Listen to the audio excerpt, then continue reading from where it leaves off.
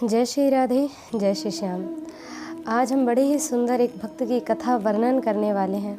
वो कथा है भक्त कुंभन दास जी की। कुंभन दास जी श्री कृष्ण के अष्ट छाप के मुख्य सखाओं में माने जाते हैं। कुंभन दास जी को बड़े ही दिव्य रूप से श्री कृष्ण ने अपना रूप का दर्शन कराया।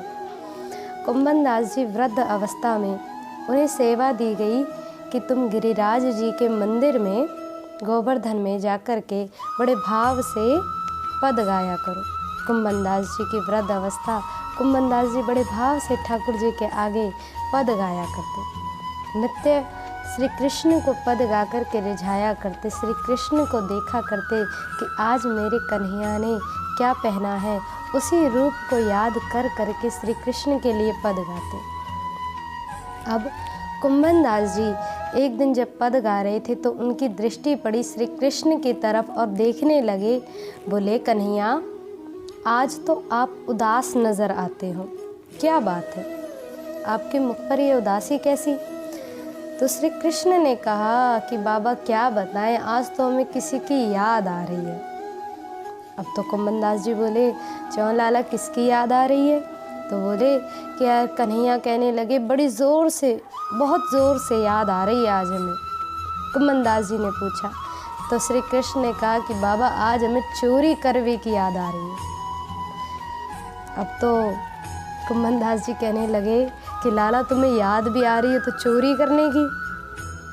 तो श्री कन्हैया बोले, हाँ बाबा बड़ी ज़ोर से याद आ रही है, आज तो काऊ के घर चोरी करवे चलेंगे। तो कुंभन दास जी ने कहा कि बताओ कन्हैया किसके घर चलेंगे? बोले, जतिपुरा में एक गोपी हमें नित्य बुलाती है, रोज़ कहती है कि कन्हैया आप हमारे घर नहीं आते, आप हमारे घर नहीं आते, एक आध बार घर आइए, हमारा भी माखन खाइए, आज उसी के यहाँ चोरी करेंगे। कुंभन दास जी बोले, लाला तुम्हें माखन चाहिए तो वैसे ही चलते हैं, चोरी करवे की क्या ज़रूरत है? श्री कन्हैया कहने लगे कि कुंभन दास जी, जो आनंद चोरी करके खाने में वो बैठे बैठाए खाने में नहीं आता। कुंभन दास जी बोले, तो चलो ढूंढ लो किसी को। अब तो कन्हैया कहने लगे, किसी और को साथ लेकर क्यों जाएं, जब आप हमारे सामने बैठे हैं, हम तो आपको लेकर के जाएंगे। कुंभन दास जी बोले, हमारी वृद्ध अवस्था, हम कहाँ चोरी कर पाएंगे? कन्हैया बोले, बस कुछ याद नहीं रखना, ये याद रखना 1 2 3 कहते जैसे का भगो तो बस भगना है, फिर देरी नहीं होनी चाहिए 1 सेकंड की भी। कुंभन दास जी लठिया लेके चल दिए। कुंभन दास जी बड़े भाव से जा रहे हैं। अब श्री कन्हैया ने देखा कि उस गोपी ने मटकी टांगी थी ऊपर। अब मटकी को देखकर कन्हैया बोले, हो जाओ बाबा खड़े। कुंभन दास जी को खड़े कर दिया, स्वयं ऊपर खड़े हो गए और जैसे मटकी में से माखन निकाल ही रहे थे, श्री कृष्ण ने जैसे ही दोनों हाथ मटकी में डाले माखन निकालने के लिए, सो ही कन्हैया की धोती खुल गई। अब कृष्ण की धोती खुली, कन्हैया ने तुरंत अपने 2 हाथ और प्रकट किए और अपनी धोती पकड़ ली। श्री कृष्ण ने चतुर्भुज नारायण का रूप बना लिया, 4 भुजाएं।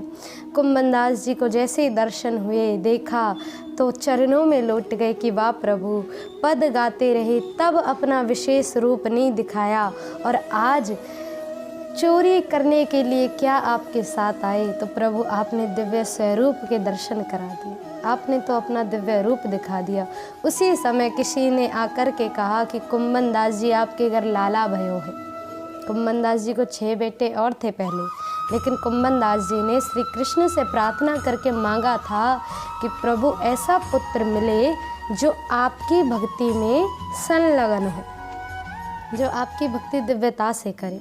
तो कुंभन दास जी को दिव्य पुत्र हुआ, उसका नाम कुंभन दास जी ने रखा चतुर्भुज दास। तब से चतुर्भुज दास और कुंभन दास जी श्री कृष्ण के अष्ट छाप सखाओं में हैं।